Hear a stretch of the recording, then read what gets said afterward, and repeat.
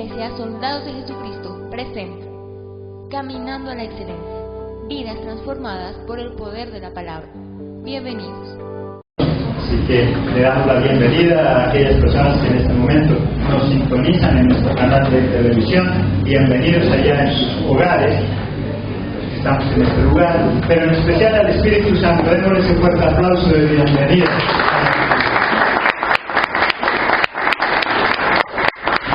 Vamos a abrir nuestras Biblias en 2 Corintios capítulo 5, que es lo que nos corresponde para hoy. 2 Corintios capítulo 5 y nuestro tema, volver a empezar. ¿Cómo es? Volver a empezar. Todos cometemos errores, unos más grandes que otros. Nadie está exento de no caer en un error, nadie está exento de no equivocarse.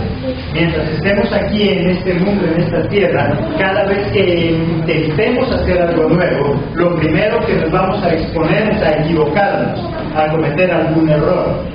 La única persona en el mundo, aparte de Dios, que nunca se equivoca, ya hemos dicho quién es.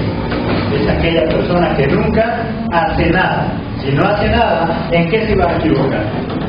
Pero quienes nos atrevemos de alguna manera a hacer algo, vamos a correr el riesgo de equivocarnos. Si usted quiere montar un mejor negocio, va a correr riesgo. Cualquier cosa que nosotros queramos hacer, siempre vamos a estar expuestos a equivocarnos. No hay nadie en el mundo que no esté exento de no caer. Y miremos en 1 Corintios 10:12 y después volvemos donde estamos.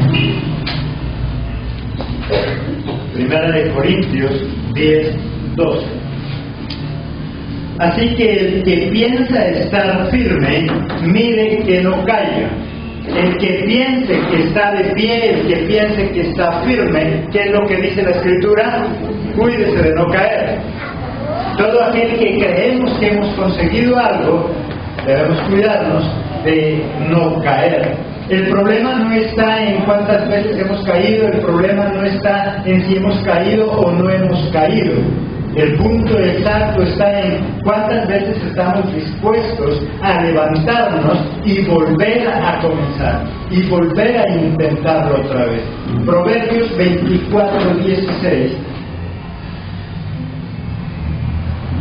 Proverbios 24:16.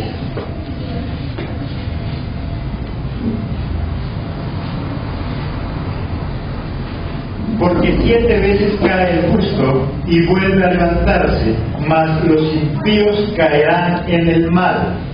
¿Qué dice ahí?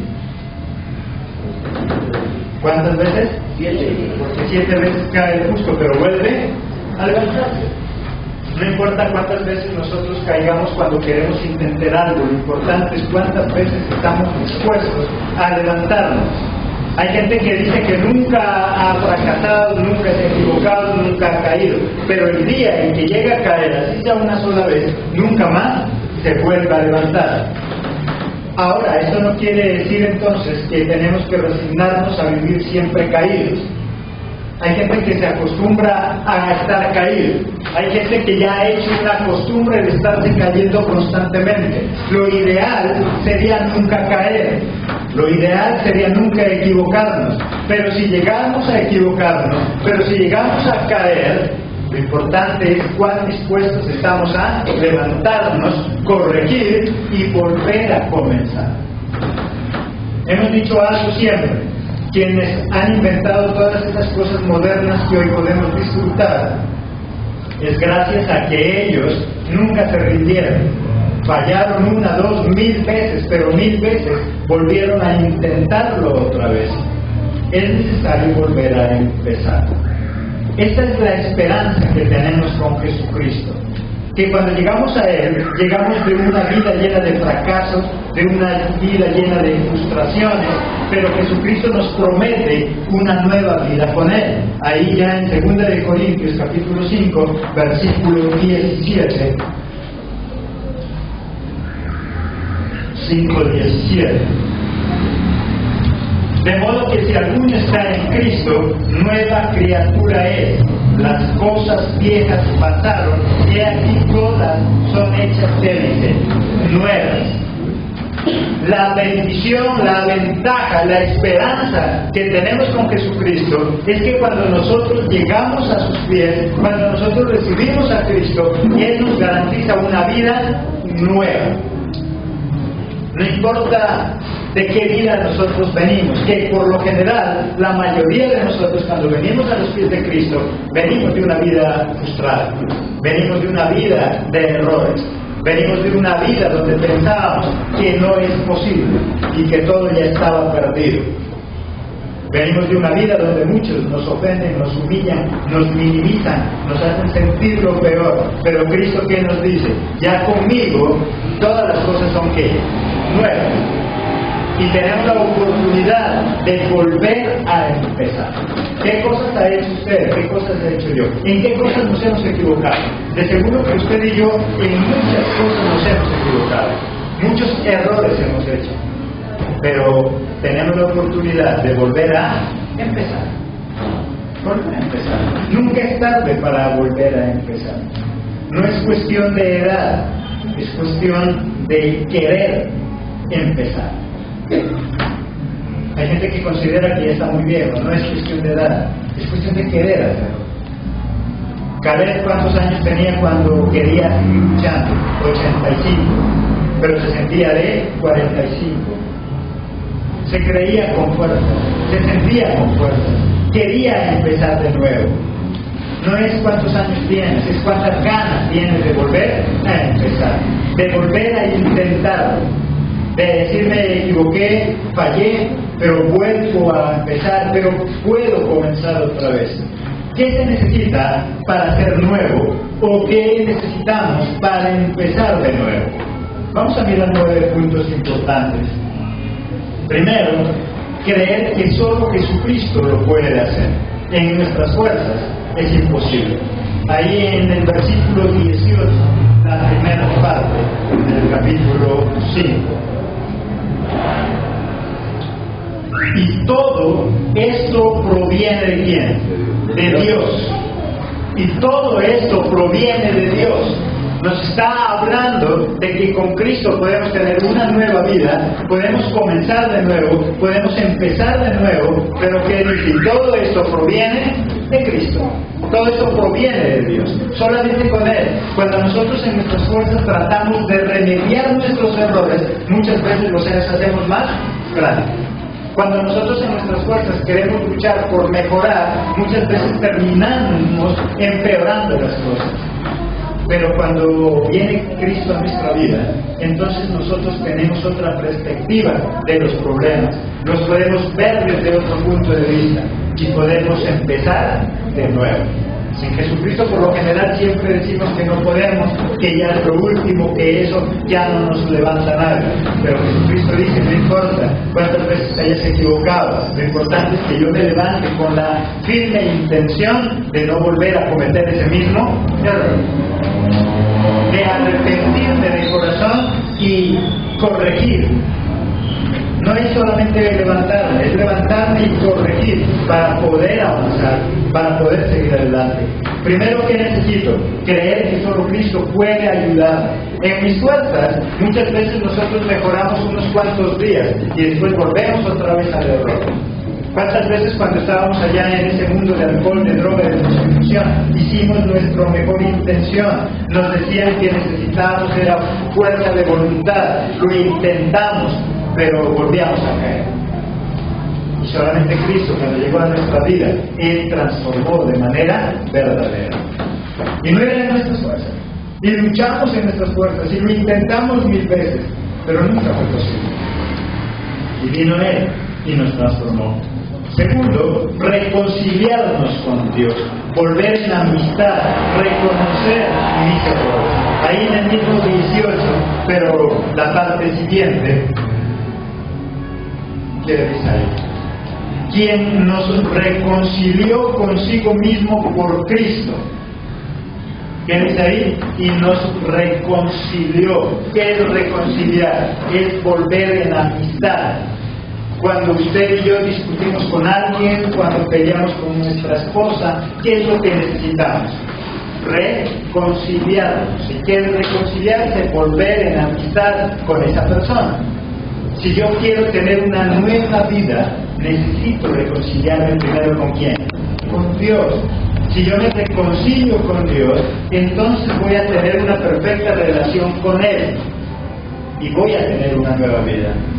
Necesito reconocer que me he equivocado. Necesito decirle a Dios qué errores he cometido para poderlos corregir. Primero necesito reconciliarme ¿con quién? Con Dios. Segundo, necesito reconciliarme conmigo mismo, con nosotros mismos. A veces estamos tan enojados con nosotros mismos por lo que nos han hecho. Estamos tan heridos por lo que nos ha pasado. Estamos tan mal por lo que hicimos que nos sentimos tan culpables que nosotros mismos somos nuestros propios enemigos. Y por eso necesitamos reconciliarnos con nosotros mismos, volver en amistad con nosotros mismos. Hay gente que a sí mismo no se quiere, hay gente que a sí mismo no se valora, hay gente que mendiga amor, hay gente que mendiga comprensión de los demás, hay gente que se cree lo peor.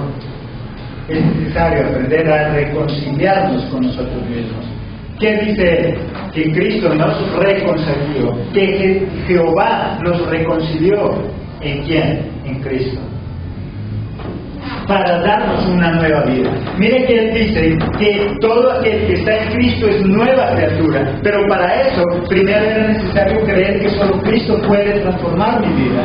Segundo, debo reconciliarme con Dios, debo reconciliarme conmigo mismo y debo reconciliarme con los demás. Debo aprender a pedir perdón a los demás. Debo aprender a perdonar a los demás. De esa forma me puedo reconciliar. Cuando a alguien le cuesta perdonar, no se reconcilia con los demás, vive en enemistad y por lo tanto ¿cómo vive? Vive mal, vive en amargura, vive enojado, se estresa por todo, se enferma con facilidad por sus nervios, vive en total estrés. Debo, segundo entonces, reconciliarme con Dios, reconciliarme conmigo mismo y reconciliarme con los demás. ¿Cómo puedo vivir en felicidad en ese hogar? Cuando yo aprendo a reconciliarme con ellos. Cuando yo entiendo que así como yo caigo, ellos también pueden caer. Cuando yo entiendo que así como yo me equivoco, los demás se pueden equivocar. Porque el problema es que muchas veces nosotros decimos lo que dice la Escritura, que 7 veces cae el justo, y nosotros nos creemos esos justos, que podemos caer 7 y más veces. El problema es cuántas veces aceptamos que los demás caigan. Cuántas veces aceptamos que otros se equivoquen. Cuando nosotros nos equivocamos, inmediatamente decimos que 7 veces cae el justo y por lo tanto yo me puedo levantar. Pero el que se cayó ahí a tu lado, tu esposo o tu esposa, ¿por qué yo no lo perdono? Si yo exijo que a mí me perdone. ¿Por qué yo sí espero que Dios me perdone 7 y más veces cuando yo fallo, caigo, cuando me equivoco? ¿Y por qué yo no perdono a los demás cuando tan solo me fallan una vez? Tengo que aprender a reconciliar con los demás para poder tener una vida nueva, para volver a empezar. Es difícil volver a empezar con cargas en la espalda. Es difícil volver a empezar cuando sigo en el camino equivocado. Por lo tanto, ¿qué necesito? Reconciliarme. Reconciliarme con Dios, reconciliarme conmigo mismo y reconciliarse con los demás. Tercero, asumir responsabilidades. Si queremos empezar a hacer las cosas bien y nuevas, tenemos que hacer las cosas nuevas, tenemos que hacer las cosas bien. Ahí en el mismo versículo 18, la parte final y el 19, y nos dio el ministerio, ¿qué dice? De la reconciliación. Que Dios estaba en Cristo reconciliando consigo al mundo, no tomándoles en cuenta a los hombres sus pecados, y nos encargó a nosotros la palabra de la reconciliación. ¿Qué dice? Que Dios nos reconcilia con Él a través de Cristo, pero que a nosotros nos encargó ¿qué palabra? la palabra de la reconciliación. Nos dio una responsabilidad también. Si yo quiero comenzar de nuevo, volver a empezar, tengo que aprender a asumir responsabilidades. ¿Cuál es su responsabilidad en su casa, en su hogar, como esposa, como esposo, como hijo, como padre? ¿Cuál es su responsabilidad? Cada uno de nosotros tenemos nuestra responsabilidad. Usted es un hijo, su padre le está costeando la universidad, el colegio. ¿Cuál es su responsabilidad? Perder el año, tirarse las materias, no ir al colegio, volarse de clase. ¿Cuál es su responsabilidad? La responsabilidad del padre es darles estudio, pero su responsabilidad como estudiante es estudiar. Debo aprender a asumir mi responsabilidad para de esta manera volver a empezar. ¿No será que en el pasado fracasamos? ¿Y por qué fracasamos? Porque no asumíamos nuestra responsabilidad. Ese negocio no será que se perdió, quebró, porque usted no asumió su responsabilidad. ¿Cuál era su responsabilidad? Lo difícil mucho de trabajar en familia es porque ninguno de los dos quiere hacerse responsable. Cuando dos trabajan y son familia y discuten por alguna cosa, ¿quién paga los platos rotos? El negocio. Entonces yo ya no voy a trabajar, entonces yo no voy a abrir. Bueno, ¿quién es el que se perjudica? Todos. Porque ninguno de los dos quiere asumir su responsabilidad. Dice que Jehová reconcilió al mundo a través de ¿quién? De Jesucristo, que tenía el ministerio de la reconciliación. Pero cuando Él nos reconcilia a nosotros, inmediatamente también nos da una responsabilidad. Y ahora nosotros ¿qué tenemos? Este ministerio de la reconciliación. Así como Cristo me reconcilió con Dios, ahora nosotros a través de evangelizar, compartir, discipular, ayudamos a que otros se reconcilien con Dios. ¿A cuántos hemos nosotros hecho que se reconcilien con Dios? Si no es así, estamos evadiendo ¿qué cosa? Nuestra responsabilidad. Porque Él nos dio una responsabilidad. Cuando nosotros somos responsables por las cosas que pasan, el problema es cuando nosotros no queremos ser responsables por las cosas que hacemos. ¿Qué cosas tiene que hacer usted? Debe entender que usted es responsable. Si usted es papá, el buen funcionamiento de ese hogar, ¿de quién depende? Del papá. Porque él es el responsable. Si en algún grupo donde alguien está liderando, los éxitos o los fracasos dependen de quién? De él. El líder, él es el guía, él es el que los está conduciendo, por lo tanto él es el responsable de lo que pueda pasar con ese grupo. Y usted como padre, como madre, es el líder de ese grupo llamado familia, y por lo tanto es que responsable de lo que le pueda pasar. Es el responsable. Si yo quiero volver a empezar, debo aprender ahora a asumir mis responsabilidades. Porque ese fracaso que tuvimos posiblemente fue porque nosotros evadimos la responsabilidad. ¿Cuál era su responsabilidad en su hogar? ¿Por qué falló? ¿Cuál era su responsabilidad en ese negocio? ¿Cuál era su responsabilidad en ese estudio? Si no lo hizo, si no fue responsable, ¿cómo le va a ir? Si yo quiero volver a empezar, debo entender entonces que ahora debo asumir mis responsabilidades. No tengo por qué buscar culpables. El problema es que nosotros a veces buscamos culpables. Buscamos a otros que carguen con las consecuencias de mi mala responsabilidad. Tercero, entonces, asumir esas responsabilidades. Cuarto, cree que siempre hay algo más que conseguir. Si es en lo espiritual, debo creer que hay un cielo que yo pueda alcanzar. Si es en lo espiritual, yo debo creer que no termina todo con la muerte, porque más allá nos está esperando una morada celestial llamada cielo. Nosotros los cristianos pensamos que no todo se acaba con la muerte, que más allá de la muerte hay una vida eterna, que más allá de la muerte hay un cielo que nos está esperando. Pero si es en lo secular, debo creer que siempre hay algo nuevo y mejor que puedo conseguir, que puedo lograr. Ahí en el versículo 1, ¿qué dice? Porque sabemos que si nuestra morada terrestre, este tabernáculo, se deshiciere, tenemos de Dios un edificio, una casa no hecha de manos, eterna. ¿Dónde? En los cielos. ¿Qué dice él? Porque nosotros sabemos que si este cuerpo, si este tabernáculo se deshace, se desvanece, se acaba, yo no me preocupo porque allá tengo un edificio.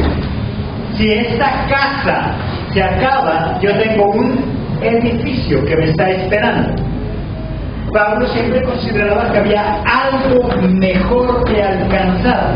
Si yo quiero volver a empezar, debo entender que en la vida siempre hay algo mejor que yo puedo alcanzar. El problema es cuando nosotros nos resignamos a lo que tenemos y a lo que vivimos. No, con eso es suficiente. No, es que yo, con que consiga un trabajo donde al menos gane para vivir, como para al menos no aguantar hambre. ¿A eso qué se le llama? Mediocridad. Debo creer que como hijos de Dios siempre tenemos algo mejor que esperar. ¿Está convencido de que eso que usted ha buscado es ya lo máximo y lo mejor para usted? ¿Eso es lo que usted se merece? ¿Eso es lo único que usted puede alcanzar? A nivel laboral, ese trabajo que usted se resignó a recibir, ¿está seguro que eso es todo lo que hay para usted? ¿Está segura que usted no merece más que eso? ¿Está seguro que usted no merece más que eso? Pablo dice, si esta casa, este tabernáculo, se me llega a acabar, yo tengo, ¿qué dice? Un edificio. A Pablo no le da miedo la muerte. Dice, si yo me llego a morir, yo me voy al cielo. Si yo me llego a morir, allá me está esperando un edificio. Si a usted y a mí nos preguntan qué pasa cuando nos vayamos a morir, ¿estamos seguros si le decimos a la gente, pues yo me voy al cielo? O decimos, ¿quién sabe? Estaremos, que la muerte no esté cerca. Debo estar seguro de que si estoy con Cristo, soy salvo. Y hay una morada grande allá que me está esperando, llamada cielo. Debo creer que con Cristo tengo ese galardón, ese regalo. Debo creer en lo secular que para mí lo que hoy tengo no es nada comparado con lo que Dios me va a dar. Eso no es ser ambicioso, eso es simplemente anhelar algo mejor. Si usted quiere algo mejor, lo debe anhelar.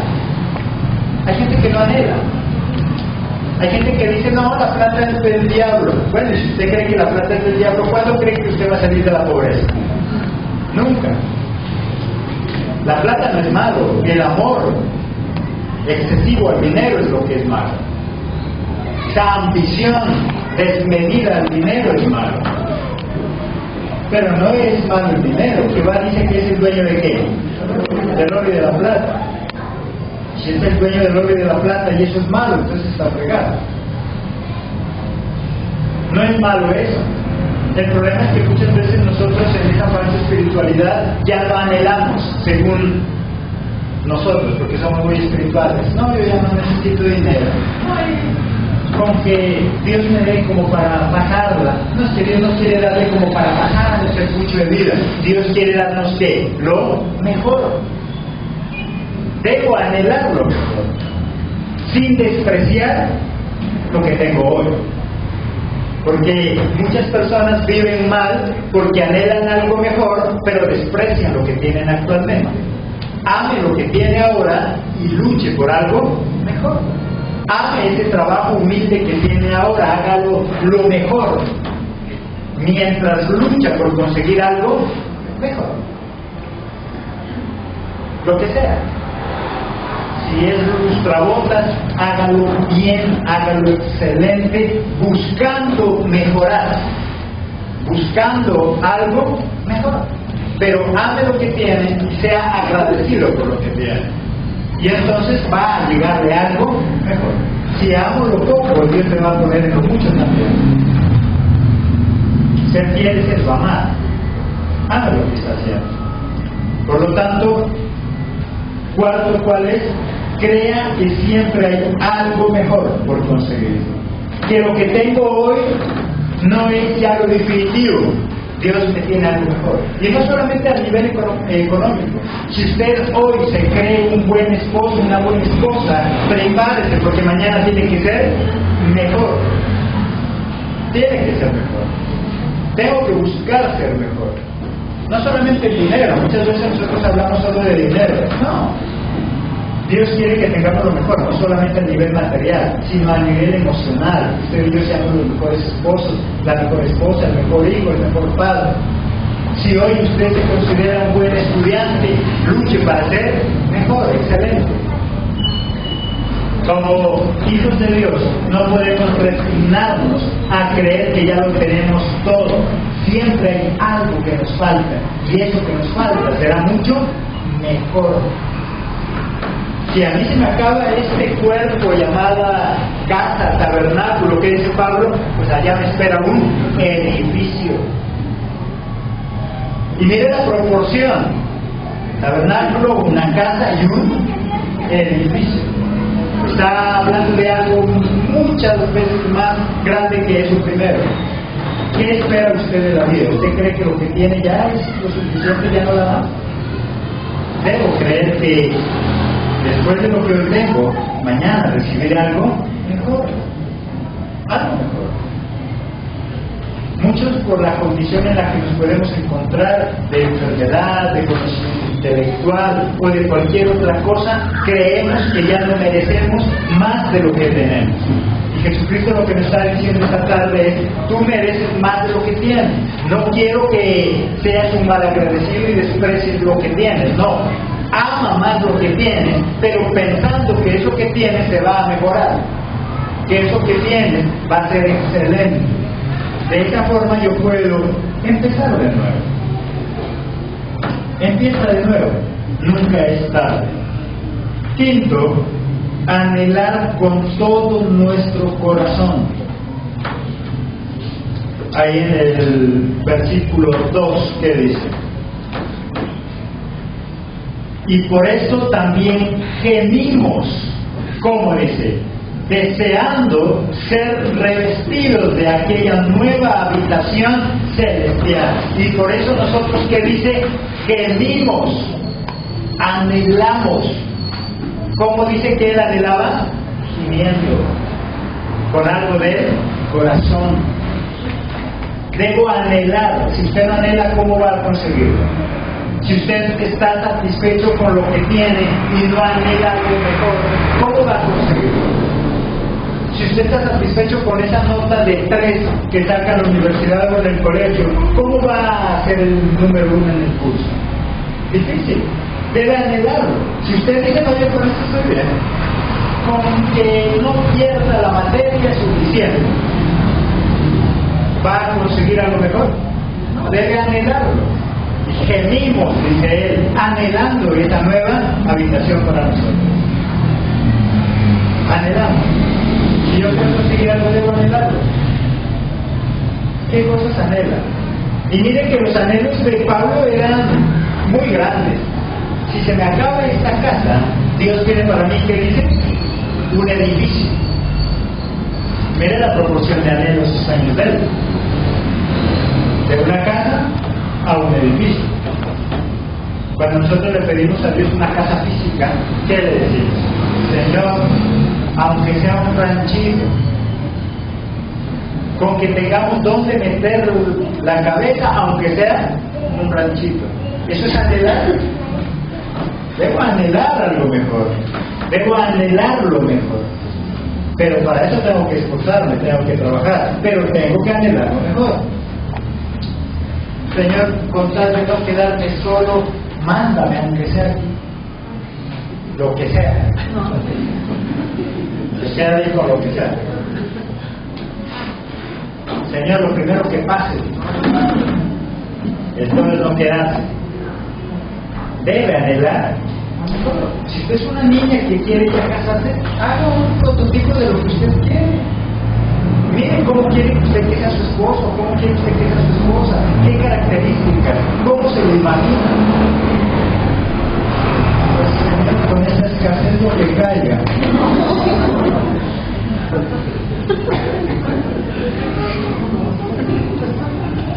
Y después, ¿cómo está? Mal. Para conseguir lo mejor se necesita paciencia. Pero a veces el afán hace que cojamos lo que sea, lo que caiga. Él tenía unos anhelos muy grandes.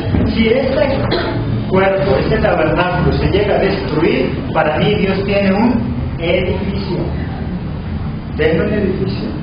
Si Dios me quita algo es porque me va a dar algo más grande. Lo está hablando de manera literal, del cielo, pero lo estamos aplicando también a nuestros otros sueños y anhelos.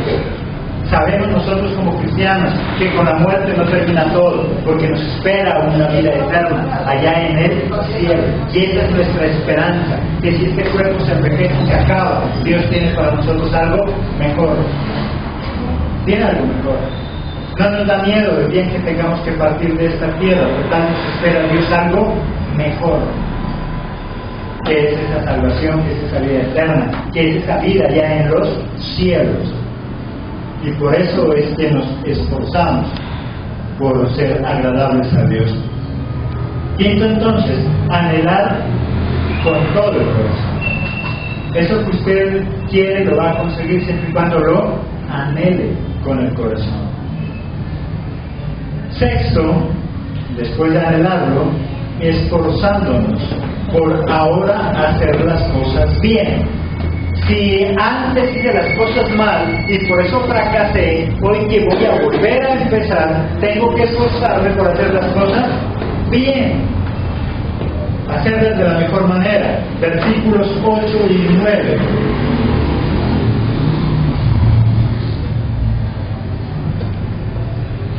Pero confiamos y más quisiéramos estar ausentes del cuerpo y presentes al Señor.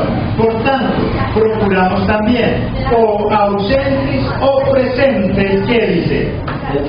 Serle agradables a Dios. Lo único que anhelamos, dice él, es o estar cerca o estar lejos, pero, ¿qué dice? Ser agradables a Dios.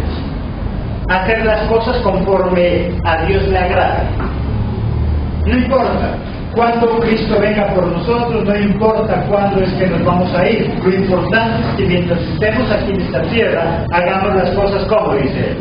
Bien, agradables a quién? A Dios, agradables al Señor. Lo importante es hacer las cosas bien. Si nosotros en el pasado fallamos porque nos equivocamos, hoy al corregir tenemos que hacerlas bien. Dios nos da la oportunidad. Teníamos un hogar a punto de destruirse, lleno de conflictos, de problemas, de celos. Bueno, Dios nos da una nueva oportunidad. Ahora tenemos una nueva vida. ¿Cómo tenemos que hacer las cosas? Mejor, bien. Si antes hicimos las cosas mal, hoy hagámoslas bien. Pero muchas veces llegamos a los pies de Cristo, nos hemos equivocado, hemos fallado, nos hemos defraudado, pero el problema es que aunque estamos con Cristo, seguimos haciendo las cosas como mal. Se mete a un negocio, hace las cosas mal, se gasta más de lo que gana, invierte en cosas que no eran rentables y después le echa la culpa a quién? A Dios. Estamos con Cristo, pero seguimos haciendo las cosas mal. No guiados por Dios. El ser cristiano no es algo mágico. El ser cristiano va más allá de esa falsa espiritualidad. Hay gente que dice, ay no pastor, pero para ponerte a hablar de esto, ¿no sería mejor estar ahí rebotándonos y tirándonos al piso? No, es que Dios quiere más que eso. Dios quiere un cambio de vida. Cristo lo que quiere es hogares reformados, restaurados, vidas nuevas. ¿Qué dice? Porque quien está en Cristo, ¿qué es lo que dice? Nueva criatura. Cuando entramos a los pies de Cristo debemos sentirnos nuevos. No solamente entrar a la vida cristiana para creerme el místico y que me toma el Espíritu Santo y contra las paredes. No, va más allá. Porque ahí en la iglesia se da contra las paredes, llega a la casa y coge la esposa y la tira contra las paredes. ¿Le sirvió de algo eso? No le sirvió de nada. Jesucristo es más que emoción. Él es realidad. Y Él quiere vidas transformadas. Hay gente que dice, no, pero si yo estoy esperando irme al cielo. Bueno, antes de ganarse ese cielo, haga de su hogar un cielo. Que no creo que vaya a vivir aquí en un infierno y después esté aspirando a un cielo. De eso no está hablando Dios. Él quiere vidas transformadas, renovadas. No importa si es cerca, no importa si estamos lejos, lo importante que dice Él, que hagamos las cosas bien. Lo importante es que le agrademos a Dios. Pregunto yo, la forma como tú eres como esposo, ¿estás seguro de que le agrada a Dios? Ay, pastor, pero es que yo voy al culto y ay, qué rico, yo me emociono, me veo uno emocionada. Bueno, lo que haces aquí en el culto a Dios es agradable, pero lo que haces en tu casa con tu esposa, con tu esposo, ¿le agrada a Dios? Porque el cristianismo es más que 4 paredes, tiene que salir de esa cortina. Hay gente que el cristianismo se le quedó en las 4 paredes donde se congrega. A mí me gusta la iglesia X porque allá sí se siente la espiritualidad, uno parece que está volando. Sí, pero cuando sales de la cortina para allá, haces volar a todo el mundo con ese magenta. Hasta la mascota vuela. Nadie quiere estar en esa casa. En el culto vuela, pero en la casa le vuelan todos. No se lo aguanta nadie. ¿Cristiano? No. Crispeto mentiroso. Porque el cristiano no tiene un pelo. Emoción en las 4 paredes. Pero nada más. Jesucristo está hablando de vidas reales. De familias reales. Él dice lo importante es que lo que hagamos le agrade a Dios. Lo que hacemos después de que salimos de la iglesia, preguntémonos, ¿le agrada a Dios? Lo que yo hago en mi casa le agrada a Dios. Lo que yo hago como esposa, como esposo, como hijo, ¿le agrada a Dios? Esa es como la señal para saber cómo está mi espiritualidad y mi relación con Dios. De lo contrario es pura pamplina. ¿Sabe dónde está el termómetro para saber si estoy bien con Dios? ¿Dicen acá en la iglesia? Afuera. En la iglesia todos venimos con carita de ¿qué? De santo. ¿Sí o no? Santos. Pero salimos y como que parece que somos los hombres de las 1000 máscaras. Allá nos quitamos esa y nos ponemos otra. ¿Eso le agrada a Dios? Dice él, cerca o lejos, lo importante es que lo que hagamos le agrade a Dios. Si le agrada a Dios, le va a agradar a tu esposo. Si le agrada a Dios, le va a agradar a tu esposo. Si le agrada a Dios, le va a agradar a los demás. Dice entonces que volver a empezar es empezar haciendo las cosas bien, porque antes las estábamos haciendo mal. 7, teniendo temor de Dios. Versículo 11. Conociendo pues el temor del Señor, persuadimos a hombres, pero a Dios le es manifiesto lo que somos, y espero que también lo sea a vuestras conciencias. Y ese versículo creo que es claro, ¿no? ¿Qué dice ahí? Volvamos a leer. Conociendo pues el temor del Señor, persuadimos a hombres, pero a Dios le es manifiesto lo que somos. ¿Qué dice? Porque yo puedo engañar a quién, a los hombres, pero Dios sabe lo que nosotros somos. En la iglesia puedo hacer creer a los demás que soy el gran líder, pero en la casa, Dios lo sabe. Pablo dice, a los hombres los podemos persuadir, a los hombres podemos mentir, pero tú sabes lo que nosotros somos en realidad. Y eso es empezar de nuevo, eso es volver a empezar, teniendo temor de Dios. ¿Sabe el temor que hace en una persona? Hace que se cuide. Hay gente que dice, ay, toca temerle a Dios. Claro, el temor a Dios hace que yo me cuide. El temor a no estrellarse en esa moto, en ese carro que usted tiene, ¿qué hace? Que no exceda la velocidad. El temor a no cometer, a que le vayan a hacer una infracción, ¿qué hace? Se cuida de no cometer algo que no debe. El temor hace que nos cuidemos. Debo temerle a Dios para cuidarme, para no hacer lo que a Dios no le agrada. Y eso es volver a empezar. ¿Y por qué habla de esto Pablo? Porque antes, cuando estábamos cerrados, estábamos equivocados, tampoco teníamos temor de Dios y por eso hacíamos lo que a nosotros nos parecía. Y por eso vivíamos mal. Pero ahora, como yo quiero volver a empezar, debo partir por tener temor a Dios. Si yo le temo a Dios, entonces voy a empezar a cuidarme de no hacer cosas que estaban mal hechas. Octavo, hacer las cosas de todo corazón y no solo por apariencia. Versículo 12. No nos recomendamos pues otra vez a vosotros, sino os damos ocasión de gloriaros por nosotros, para que tengáis con quién responder a los que se glorían en qué dice, en las apariencias y no en el corazón.